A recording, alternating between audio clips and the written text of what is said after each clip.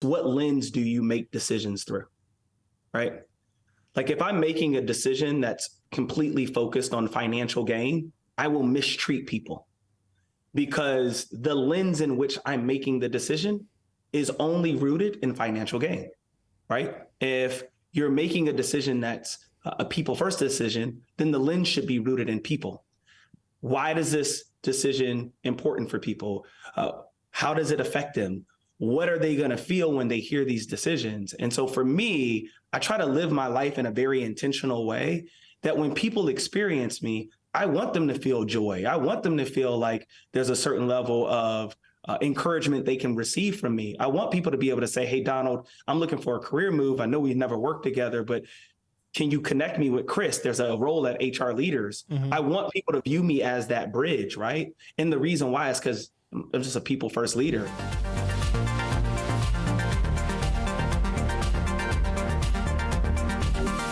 Hi everyone, welcome back to the HR Leaders Podcast. On today's episode, I'm joined by Donald Knight, who's the Chief People Officer at Greenhouse Software. During the episode, Donald shared how to turn talent into a competitive advantage, how Greenhouse Software are reimagining what it means to be a healthy organization, and the 4 practices for being an equality ally. As always, before we jump into the video, hit that subscribe button, turn on the notification bell, and follow on your favorite podcast platform. With that being said, let's jump in. Donald, welcome to the show. How are you? I'm doing well, man. Thank you for having me. Really appreciate being able to reconnect with you. And, you know, I feel like this is the Batman and Robin episode. It's going to be good. Although last time, though, you showed me up because you came with the gun show. You came to my summit, into my town. You hit the gym first, and you were just flexing on all of our attendees. So I was trying to catch up. You set the bar really high, so I'm just trying to catch up a little bit. That's all. No worries. That seemed like, how long ago was that? That was maybe like a couple of months ago. No, a couple months. Yeah, about 90 days. Time flies, man. Since we last spoke, but you did an amazing. You're having fun. You did an amazing job. Honestly, the chat was going crazy. People were loving it. I was like, I've just lost my job. I was like, you know, so my team was like, oh, we're going to replace you now with Donald. I was like, all right, it's fine. No. We're going to plant the flag. We got HR leaders in EMEA. We're going to plant the flag. HR leaders, North America. We're going global. That's what's going to happen. Oh, really? All right. Listen, don't tempt me. Don't tempt me. How's everything going, man? How long you been there now? Not quite. Again, time flies. How long you been in the role now? Dude, it's been amazing. Today's 75 days away from a year. Wow. 75 days. Time was so fast. Yeah. Wait a minute. Have you got like a countdown? How do you know it's 75 days? That's so specific. It's like, I'm a big math guy. Okay. I love calendars. And so that is one of my superpowers. Like if you ask me at any random day, really? Like how many days are we from this day to that day? I'm going to get you. I might just message. Okay. I'm going to message you. I'm going to like do a LinkedIn post and just tag you in and write how many days. And no one's going to know but you what I mean by that. It's just going to be how many days. And then I'm going to tag you on LinkedIn. People are like, what the hell? And you're going to reply in the comments, 53. I got you. Too easy. All right, cool. I'll catch you. But so like, what's been the most exciting part of it so far in the years? What would you say has been your highlight? Highlight of the year. Yeah. Apart from speaking at my event, apart from that. Yeah, growth, man. I've seen. I've personally grown and learned from our team, our leadership team, our people team. I've seen the company grow. I've seen people that had certain development goals for themselves that we've poured into and watching them reach new milestones in their career, both inside Greenhouse and outside of Greenhouse.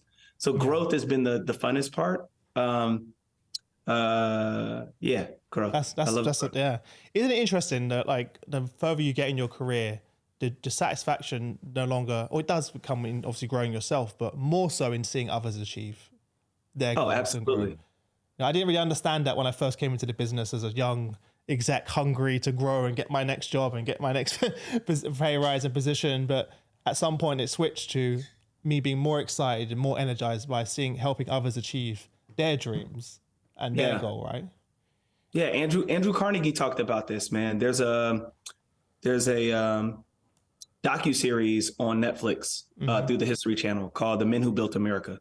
And by no stretch of the imagination do I believe only men built America. That's just the name of the show. Yeah. But Andrew Carnegie talks about this. He said, growing up, the world tells us to go get.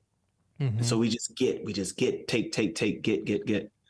And then you reach this point in your life where you realize the ultimate satisfaction, the greatest dopamine release, the greatest joy that you receive is actually to give. And so being able to give my time or give some learnings along the way, or just be able to give a listening ear to folks trying to navigate their careers and watching them bloom into a new version of themselves, a growth story. It's the greatest feeling ever, man. Yeah. By far. It's not even close.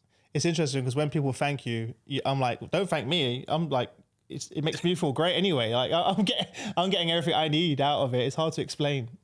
Yeah. to people. Totally agree with you. Well, on that point, then I know something you're super passionate about is obviously turning talent into a competitive advantage. That's something all organizations and leaders aspire to. What is your process that you do this? The first thing I would say is, in order to turn talent into a competitive advantage, you have to be able to have leadership buy-in. Like, we all have to be able to stack hands that our people are what make us great. And that's not true for all companies. Like, some companies, if they say that, but their practices and their actions don't demonstrate that, people can tell, right?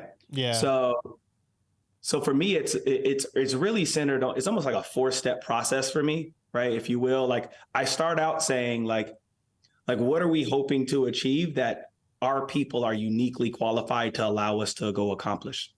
Like, what is that? Like, what is that finish line first?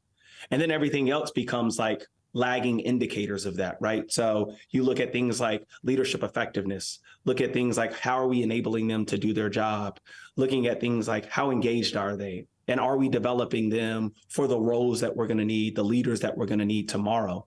If those things happen, then essentially we should be living up to what many people call their employee value proposition, like the thing that differentiates us from everybody else.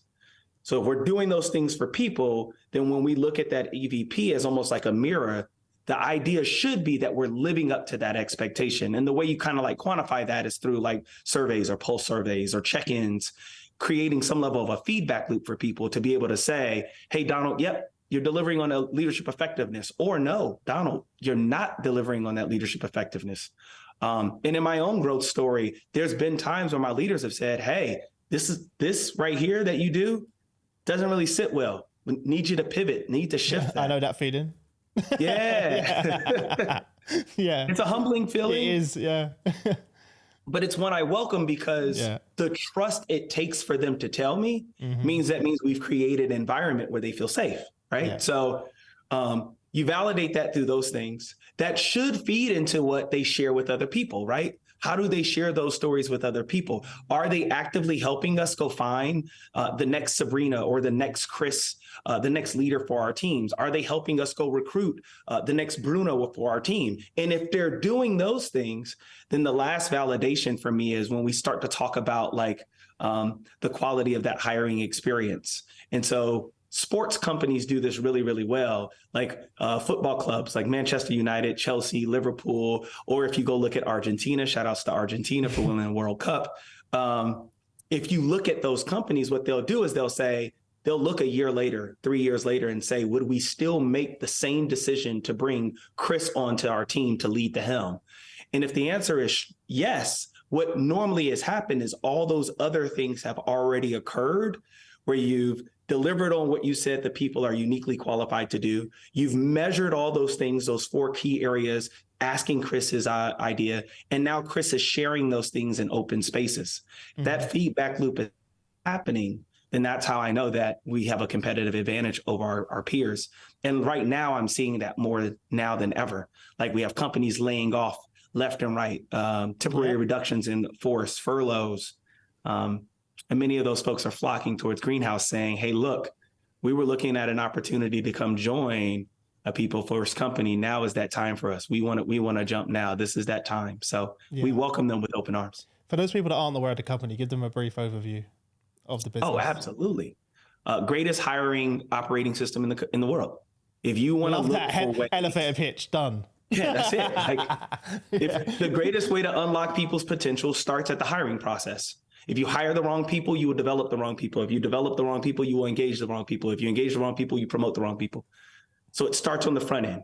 I can always tell where people value their organization based on how they're hiring. What is your hiring process? Yeah. What's that candidate experience?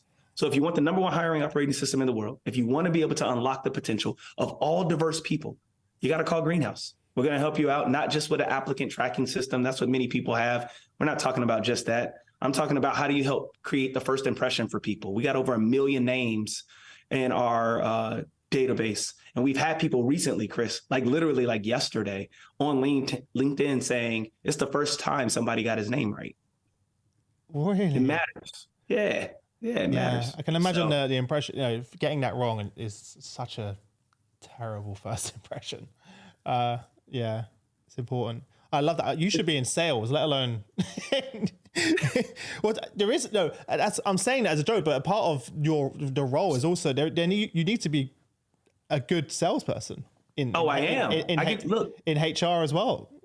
Absolutely. Look, I get to talk to so many leaders that sit in the same seat that I'm sitting in, and either they've inherited a system or process. They're like, Donald, come help me.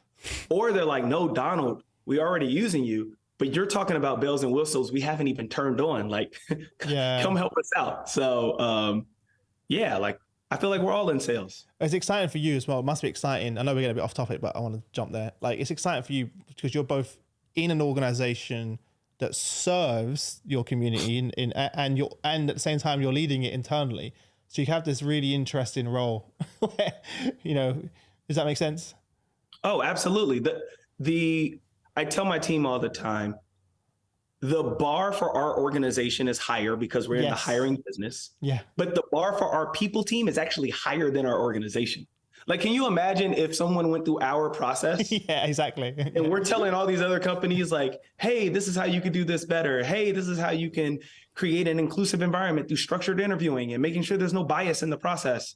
And then they get to us and they apply here and they're like, they don't even like practice what they preach. Like, that'd be the worst. Yeah, the bar is a lot higher, but it's also super exciting. Like, yeah.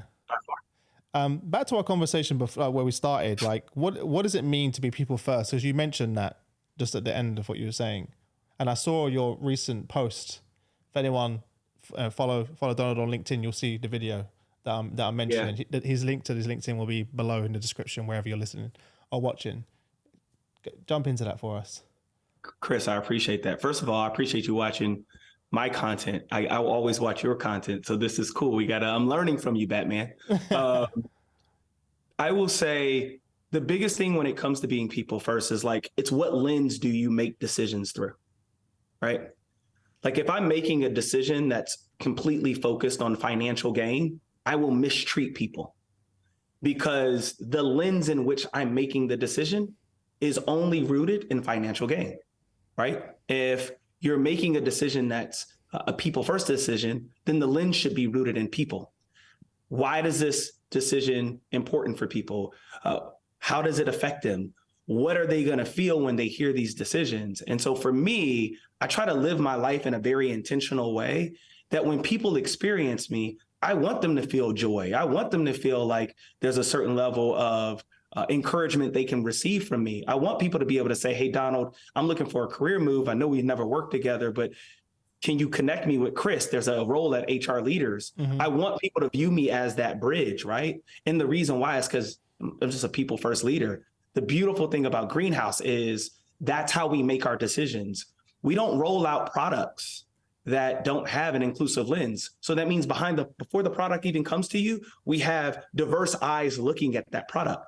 Like our head of product, Henry Tsai, right? Like him being an Asian American allows him to be able to engage people from so many different parts of our communities and so many different parts of our company because he doesn't want to roll out a product that's going to have an adverse impact on people. That's a people decision, right? Even if it costs us more money, he's willing to make that decision. And so I think when it comes to people first leaders and people first organizations, they're viewing life, they're viewing what they're doing on a day-to-day basis through the lens of people. Mm-hmm. And if you start there, in my personal opinion, what ends up happening is you can create raving fans because people can trust you. You go back to the Patrick Lencioni and the 5 dysfunctions of a team, right? It starts with trust. People don't trust you, then they will soon leave your organization. Yeah. So for us, it's rooted in people. And when there is an issue, they won't come to you. And they're more likely to leave the organization than even tell you why they left, because you don't. Absolutely. Because you know what I mean. Like the amount of times I've spoke to people like, oh, this person left, and I'm like, do you know why? And I was like, you could maybe even have solved that issue if they had the trust to come to you. There's been times where members of my team have come to me and they've had frustrations, they're thinking about leaving, but because we had that trust, they can come tell me. I'm like, cool, and we figure out a new route. Or sometimes obviously there is no route, and that's okay, and I wish them all the best, but most of the time it's something we could solve, but we had that trust where we can have that conversation. And that was through me being vulnerable in the past, me being open to new ideas, admitting I'm wrong, and then they know that I'm not gonna hold it against them. You just spoke on something, and we can go down this rabbit hole a little bit because I think this is good. Vulnerability is a character trait of people first people. Yeah. Like if you're not a people first leader, you're not going to be vulnerable. And so the folks that came to you, they're expressing their people lens because they're being vulnerable and saying, hey, Chris, hey, got a problem here. This is how I'm thinking about things. The fact that they told you that and they're being vulnerable, you created a safe space. But the fact that you're being vulnerable back, that kind of social capital that's being exchanged through proximity, things are powerful, man. Those people 3 companies away from working for you will sing your praises. They will continue to share your content. They will continue to encourage people to come to your events, mainly because of the impression you made as a human being, as a person. You saw them for people. And so many business leaders fail to realize that. They continue to view people through the lines of only business. Yeah. And unfortunately, many of those companies are no longer around anymore, or they're going through tough times right now. And also, like, it's impossible to always be perfect as well. And I'll give you an example today, actually. And this is so I was having a Zoom call with my team about the new build. We're building the studio. And after, my assistant was like, I really didn't appreciate the way you spoke over me when I was trying to explain this point. And I was like, oh, I didn't even realize that I did this, right? And it made me feel like, you dismissed my input into the conversation. Yeah. And I was like, completely sorry, apologize. I'll keep that in mind. I really appreciate the feedback. But because we have that trust, you can just say that. And it's okay. Absolutely. And I'll apologize. And the rest of the team were on the call because the client, the contractors left. So it was all of my team. So my whole team heard her say that to me.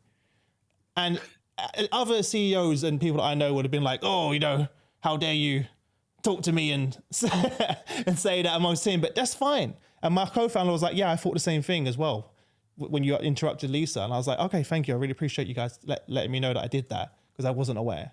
Those are things where in the past, I'll be honest, in my younger days, I'd have been like, who the hell are you to say that to me or don't say that in front of the team, And I'm like, no, it's great because then it encourages other people because she could have sat with that, right? And left that call and been frustrated and questioned by my opinion, and it would have festered, right? But now we just have a culture where people can just say stuff like that. It's just it's so refreshing. It's always nice to hear, but it's so refreshing that we can just have a conversation about it. Dude, it's a sigh of relief, right? Like for people to feel comfortable sharing how they truly feel, whether it's good, bad, or indifferent, that in itself is a sign of trust. So, hey, kudos to Lisa and whoever else encouraged, whoever echoed that same sentiment. Kudos to them for feeling comfortable to speak up. But honestly, man, kudos to you. Like you said, that happened today. Less than 24 hours, you're already sharing that story as a learning. It's amazing. It happened just before this call. Literally like 10 minutes ago. And I wasn't thinking about it until you brought it up as well. Well, on that point, something I know you're really passionate about is kind of reimagining what it means to be a healthy organization. So I'd love to kind of hear your thoughts around that. Oh, absolutely. So organizational health traditionally, right, has been very similar to compensation data. Yeah. Where you go ask all the things, you go away for like 3-6 months, and you come back and say, hey, here's all the things. Good intentions, poor execution, because what ends up happening is there's very little you can do about that, and the sentiment might have already changed, right?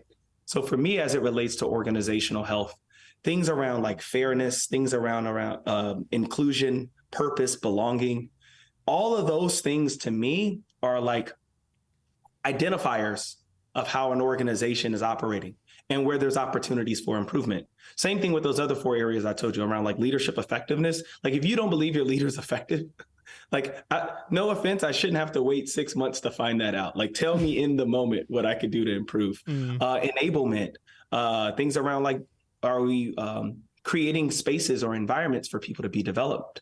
So all those things are like indicators. The kind of way I kind of look at it, it's like going to the doctor, right? And like checking your blood pressure and making sure your pulse is working. Like, is someone breathing? How many breaths are they having per minute? Like all those things are indicators of organizational health. And then what ends up happening is if you're checking those things in a regular and recurring basis, for us, our cadence has moved to a quarterly cadence. What that should allow for you to do is in real time be able to, oh, okay, I asked for feedback. This is what they said. Cool. Now that I've measured that, let me go map said action to feedback. Once I go create that action, it's mapped to the feedback. I let you know, Chris, this is why I'm changing. Similar to the story you just said. It's like, oh, like I'm gonna be more mindful of like speaking over people that was not my intentions. Please forgive me. Moving forward, I'll be mindful of that. By the time someone praises you for that, so let's say Lisa walks away and posts something on LinkedIn or shares it with a colleague or friend, that's a lagging indicator of the actual health of your relationship. So like it was tested in the moment, right? But the lagging indicator comes later. And I think that's how we're viewing it. Like you look at things like fairness, you think about things around inclusion, you think about things like hiring. We're asking non-diverse organizations to start prioritizing inclusion. How can that happen? They didn't even hire through an inclusive lens. Like the promotion process or the development process is a lagging indicator of the organizational health. So you got to start on the front end, right? Like make that investment on the front end. And so like, that's what I try to do is like in my feedback loops with my one-on-ones, that's what I try to do. And I kind of I end every meeting with my folks with 2 questions. Is there anything throwing you off your game? And what barrier can I remove for you to be successful? Love that. Because by the time they share that barrier with me, Chris, by the time they share with me what's throwing them off their game, the thing has already been happening. So that's why I got to go figure out, okay, how do I go solve for that? And then when we solve for it, then it's good, right? So do they expect it and come with answers though? Like if you say every time you speak to them, do they like, or they already know it's coming? So oh, absolutely. In a good way. I mean, in a good way. Yeah. It's a great question. When I first started, it kind of threw people off because they were like, hold on, what do you mean? What do you mean I'm off my game? Are you saying I'm off my game? Yeah, because our initial thoughts is to go straight to the negative, right? Yeah. But similar to building trust with somebody, it takes time. So over time, what has happened is they're conditioned to hear the question. So they're also conditioned to come to the table like, look. That's what I mean, exactly. Yeah. Reached out to this team. They're being non-responsive. It's a barrier for me. We got this project. We got to get finalized. Can you get it over the hump? Nice. So love that. And I'm assuming it probably something that encourages them to come to you outside of those meetings now because they know that it's a safe space again, right? That rather than letting it wait, they're like, they can just come to you when they need help. Totally agreed. Yeah. Like the formality of creating the space creates for the informal behavior to start becoming the norm. You put it much better than I did. Yes, that's what I meant, but you said it in a much better way. There we go, man. Yeah, it's interesting. Really random about hiring, inclusive hiring. I said to you, I was interviewing the Lego Group's chief diversity officer today, and she said, "Oh, Chris, I'm really sorry I didn't get back to your LinkedIn message. We're hiring for 4 positions in her team," and she just posted them all on LinkedIn. And she's like, "I've got tons of people messaging me on LinkedIn who want the roles," and I was like, "That's great." And she was like, "No, it's not." And I was like, "What do you mean?" And she was like, "Well, I can't reply to those people because then it means I'm not being inclusive, and we do not have an inclusive because it means we do not have an inclusive hiring process." So she's right. Whilst the extrovert in myself goes, "Oh, I really appreciate those people being proactive and coming to me, and it would be a quicker win," she quickly it's easy reach, right? I can't do it, Chris, because it means we do not have an inclusive process. Because imagine all the amazing talent that applied that didn't send me their CVs I was like, I just never thought about it that way, and I'm guilty of that. I'm sure so many people are listening. Like, I'll put a rollout on LinkedIn, all the people that message me, by the time I get through all the messages, I don't even look for the people that have applied. And it just made me really take a step back and go, wow, we do not have an inclusive hiring process, because that's what we do. And I'm just, I don't mind admitting that as well, but it was just kind of a good learning moment for me. To your point of being inclusive in the hiring process. Yeah, I totally agree with with the sentiment. I think there's a way though to capitalize in a shared space how inclusive she is as a leader. And I don't know this young lady, but I look forward to meeting her when we come to Denmark. The one thing I would say is, in that space, she can say, thank you for reaching out. Please apply here. That you're excited about the role. But because I'm so committed to an inclusive process, I want to make sure that like, this is the process, is how you go through it. I think there's a way to capitalize I think she did. on that. I think she did exactly that, but it's still tempting, right? To jump on a call with that person, immediately jump into their CV and do that. But I really appreciate that. And I hope that, and we spoke about it on the podcast as well, that people listen to that and, take a second, and I'm going to do that in the future, and say, actually, think about all the amazing talent that's out there that perhaps I'm missing out on because I didn't give them that opportunity, So something I learned today. DE&I, big passion. Absolutely. Of yours. How do you kind of optimize the potential of DEI in your organization? Big question. Yeah. So I would shift it just slightly. At Greenhouse, we believe in idea. So inclusion happens when diversity, equity, and allyship are present. Yep. The reason we made such a shift is because so many folks focus on diversity, equity, and inclusion, or diversity, equity, inclusion, and belonging. But if you don't have allies, if you don't have those folks that are going to be an advocate for you, if you don't have people that are going to help create a space for you to be able to grow and thrive in an intentional way, you can have diversity present and still folks not feel included. Right. So it's very passionate for me. So that shift for us has happened. We also went ahead and revised our workforce diversity goals to be global, right? Like there was this, you live in England. Diversity in England is very different from what diversity looks like in America. So different, man.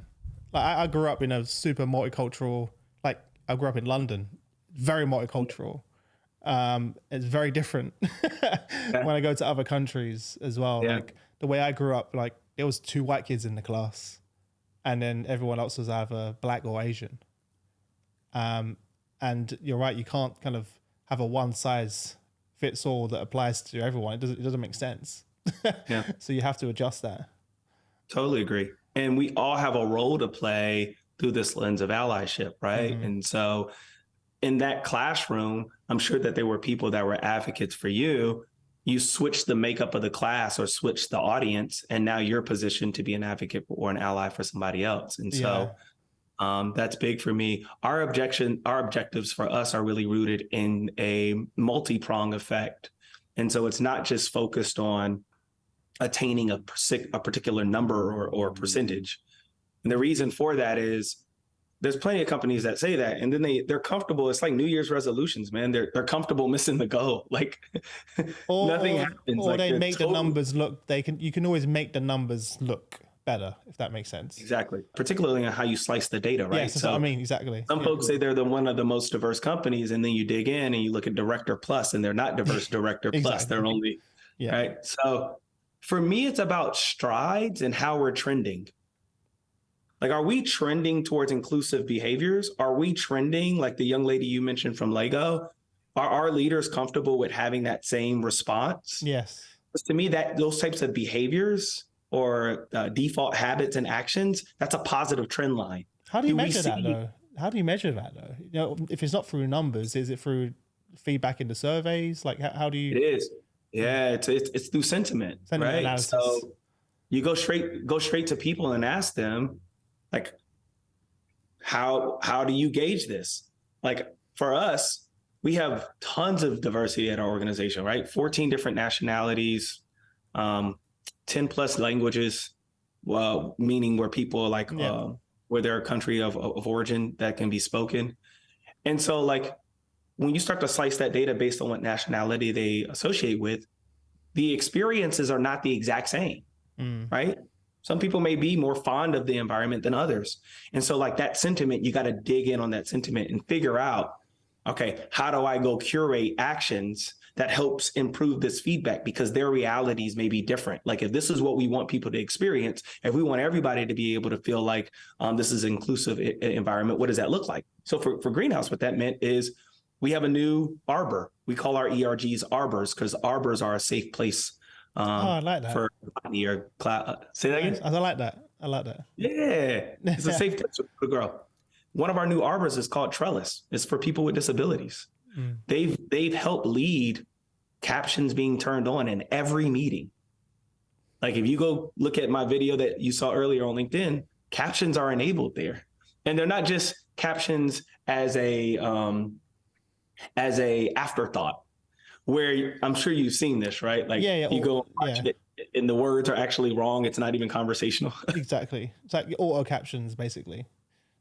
Exactly. Yeah, exactly. No, it's great to hear that. And it reminded me of one of the videos I watched of yours on LinkedIn. Talking of LinkedIn, is the 4 stages of allyship.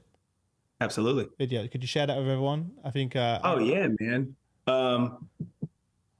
And now that I know more about your story, remind me to, I'm going to bring this back to you at the end. 4 stages of allyship, right? It's very similar to a hiring process. First, you invite people, right? There was a famous saying that said by a chief diversity, equity, and inclusion officer. She said, diversity is inviting everybody to the party, and inclusion is asking everybody to dance.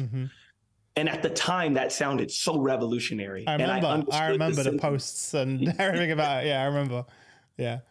The problem is, if I only invite you once to dance, am I truly inclusive? Yeah. So inviting you is not enough. I have to engage you continuously. And if I engage you continuously, then you and I are going to build proximity. I'm going to get to know things about you that I might not have known in that first dance that we have. But that's not enough. You have to support people. This is where the equity comes in, right? Where equality is giving everybody a pair of shoes. But when it comes to equity is making sure everybody has a pair of shoes that actually fits them. So, if you're a size 15 and I give you a pair of shoes that's a size 2, yeah, you're equal. Everybody got a pair of shoes, but can you use them? Can that help you do your role? No. And so the goal is like, we have to support people, but supporting them is not enough. It's no longer okay to just be behind the scenes supporting people. You have to champion people. You got to be on the front lines with them, finding ways for them to be successful in their career, finding ways for them to be successful in life. And I'll tell you this, you didn't know I was going to say this, but I didn't know you were going to ask me this question, so this works. You champion people very well, Chris. I know that's why people flock to you. And I think it's rooted in your upbringing. I didn't know this until this conversation, but I think it's rooted in your upbringing. You've been immersed culturally in places of inclusion where you might have not been the majority, where you've seen people from different walks of life. And so you don't have a default mentality on what those people may be like. You're like, no, I have friends like them. I have family members that may look differently from me. And in these conversations that you facilitate, you champion people very well. And not only do you just champion people, you champion folks who need to be championed very well. I've seen you talk the way you engage with women leaders on HR leaders. I've seen the way that you engage with people in the comments on LinkedIn. And so my encouragement to you is to continue to champion people in that space. That's what sets your content aside and differentiates your content very different from so many other people who are out here saying that they're inclusive. But when we see the guests that they have and we see the way that they engage people, it's very different. So I applaud you for being a champion. We appreciate you. I appreciate that. I have to give some credit to my wife on that one because, yes, obviously growing up, I grew up in a multicultural environment.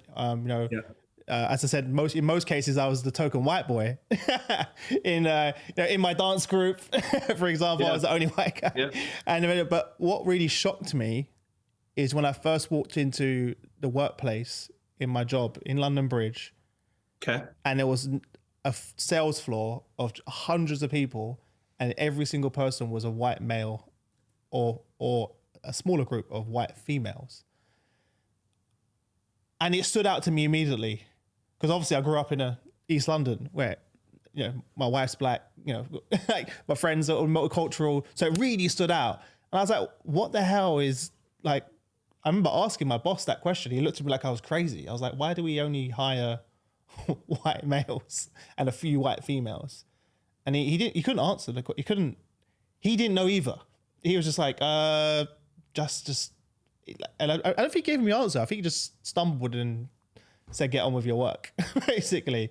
So I think that was one part. And the other part is that when I was doing the podcast, Tasha called me out one day and said, why don't you show your support and be more vocal and try and help more? And I was like, I thought I was. And she was like, no, you need to do better.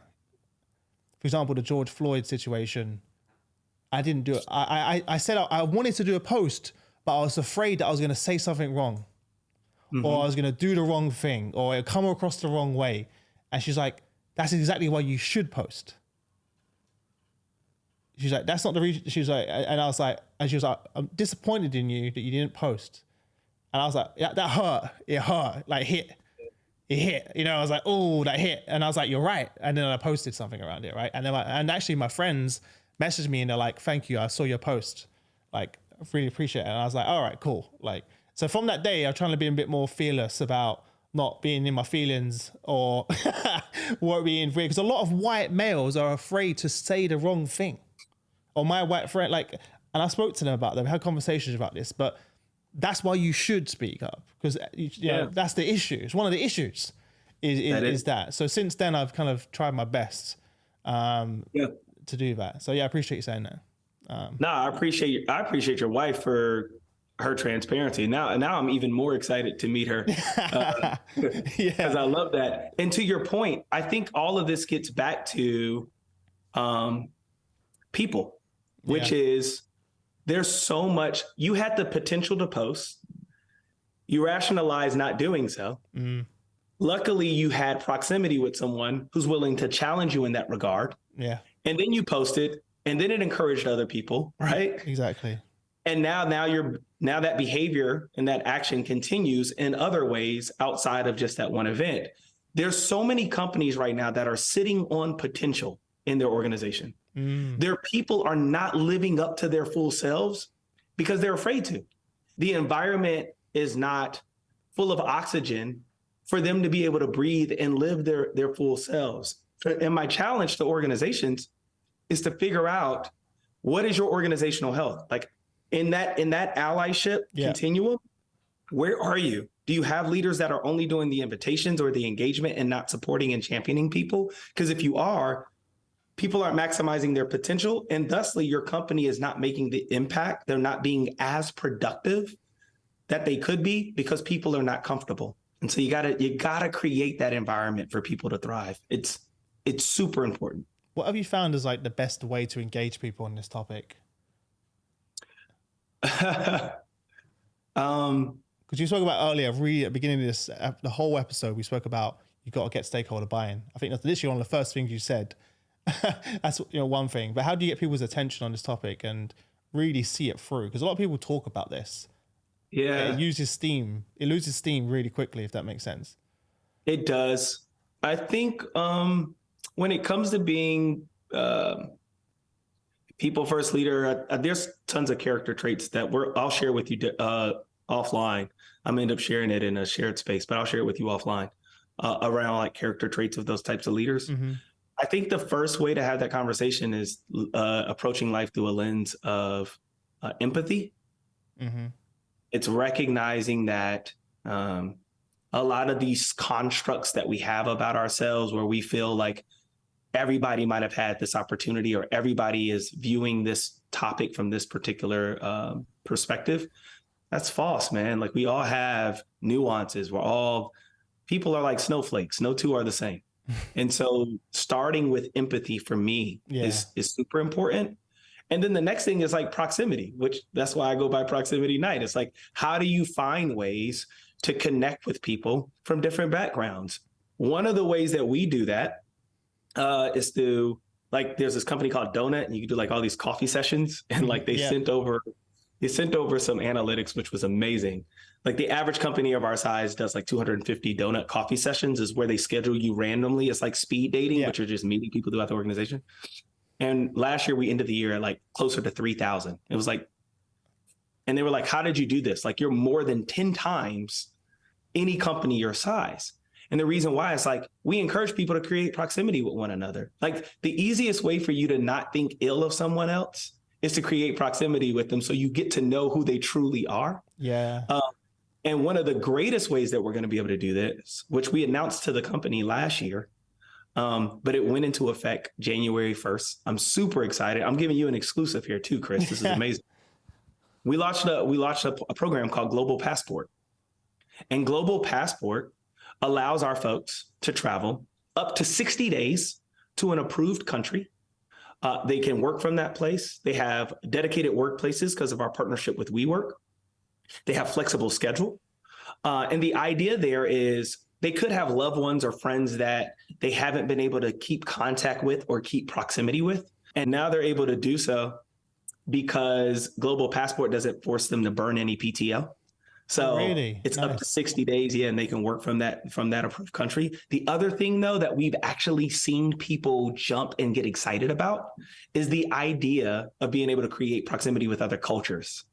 So like we have a young lady on our legal team. She's like, look, I've always wanted to like practice more Spanish, be more immersed in a Spanish culture. She's going to Colombia for 4 weeks. She'll be working out of Colombia for 4 weeks. Wow. That's so cool. Yeah. And so that, to me, like immersing yourself in those types of cultures or in those spaces allows you to gain a greater appreciation because of the proximity that you have. And if we do that, if we build proximity with people and lead with empathy, the next phase of civilization, the next phase of humanity, I'm actually rather excited about if we do those two things, because historically, we just have not done those things as humans, as people. Yeah. And I love the fact that you're doing it inside and outside the workplace, which is so cool.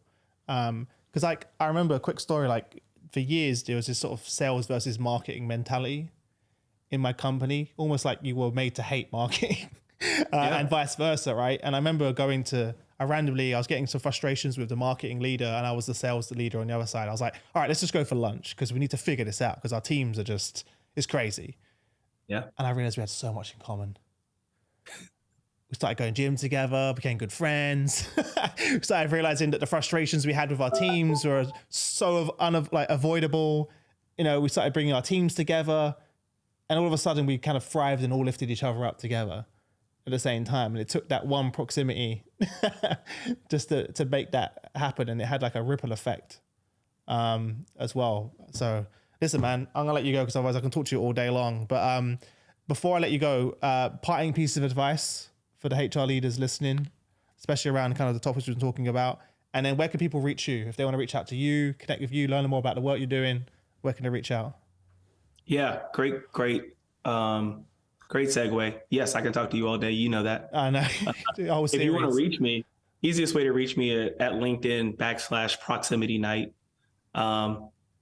That's the easiest way to reach me. Is that your tag on LinkedIn, Proximity Night? Literally, yeah, that's my page. Go to Proximity Night. I didn't know. And I'm on every social media as Proximity Night as well. If for some reason you're like, oh, I don't want to do that, just reach out to HR leaders. They'll make sure they can connect you with me. They know my email. They know my contact information. Yeah.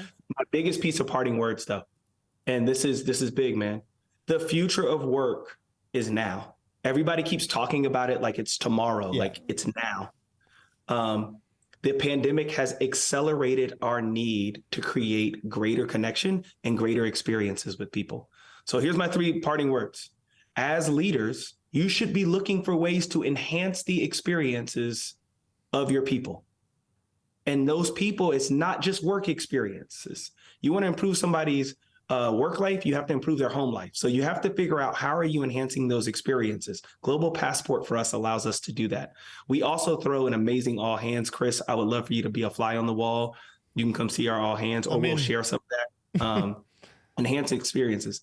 I think the second thing people have to do is they have to nurture culture. Culture is constantly changing. As you continue to add more and more people to your organization, as outside things happen up and around the organization, those things influence your culture. You have to nurture it. It's not something you can just like stop. The grass is greener where you water it. So you have to nurture that. And then the last, but certainly not least, now more than ever, they say in the next 10 years, Gen Z will be the largest population on LinkedIn. And in the next 20 years, they'll be the largest population in the workforce, which means you got to develop people.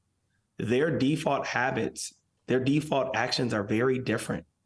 My son and I were laughing. He's 12. He's part of Gen Z. And he was just laughing. We were doing some cleaning and we found this bucket that had a bunch of electronics in it. It had an iPod. It had the original iPod, by the way. No way. Yeah, Game Boy, Nintendo DS, a cassette player. Cassette player. And he's like, what is this? Right? Yeah. And that's how his exact words, what is this, is what Gen Z will say to organizations who are not intentional with their development. What is this? What do you mean you're not developing me? What do you mean you're not taking time out to figure out how I can get to where I need to be in my career trajectory? How dare you? So enhance, nurture, and develop. Enhance your experiences, nurture your culture, develop your people. Start with the end in mind. You do that, I guarantee you'll win the end game better than Avengers. Well, listen, we'll leave it there, man. Thanks so much for coming on the show. For everyone listening, all of those links are below. So wherever you're listening, make sure you go connect. But apart from that, man, I wish you all the best and I'll see you soon. Awesome. Chris, thanks. Good to see you, my friend.